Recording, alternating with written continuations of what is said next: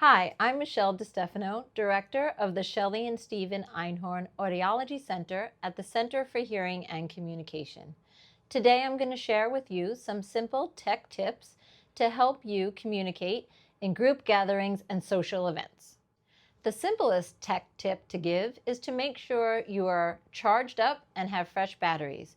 Always make sure before you enter a group gathering or social event that you have put fresh batteries into your devices or that your devices are fully charged. You can also make sure that your devices are clean.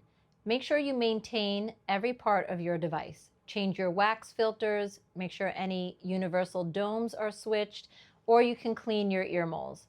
Cleaning your microphone covers helps as well. As long as you have a clean, perfectly working device, it should be easier to hear in a group setting. Using captioning during group or social events can be very helpful as well.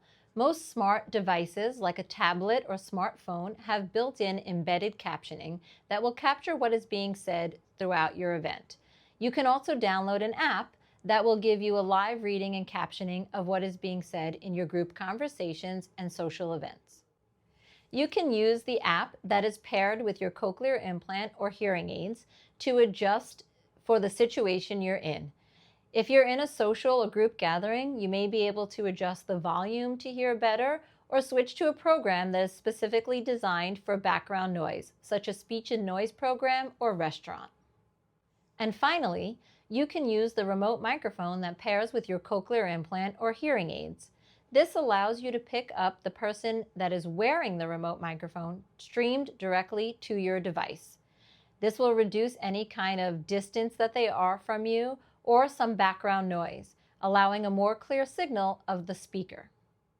For further instructions on using any tip from this video or any additional technical support, please connect with our team by visiting our website or contacting our center.